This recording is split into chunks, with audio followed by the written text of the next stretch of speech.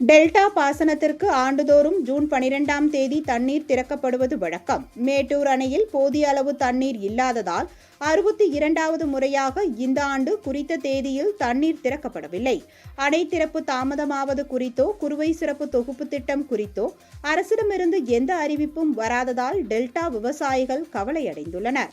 Delta மாவட்டங்களில் விவசாயிகள் குறுவை, சம்பா, தாளடி பருவங்களில் நெல் சாகுபடி மேற்கொள்ள 120 அடி கொள்ளளவு கொண்ட மேட்டூர் அணையிலிருந்து ஆண்டுதோறும் ஜூன் 12ஆம் தேதி தண்ணீர் திறக்கப்படுவது வழக்கம். அணையில் 90 அடிக்கு மேல் தண்ணீர் இருந்தால் ஜூன் 12ஆம் தேதிக்கு முன்பாகவோ அல்லது காலதாமதமாகவோ அணையிலிருந்து தண்ணீர் திறக்கப்படும். ஆனால் நடப்பு பாசன ஆண்டிற்கு இன்று தண்ணீர் திறக்கப்பட வேண்டிய நிலையில் அணையின் நீர்மட்டம் 79.62 அடியாக இருப்பதால் தண்ணீர் திறக்கப்படவில்லை என்பது குறிப்பிடத்தக்கது.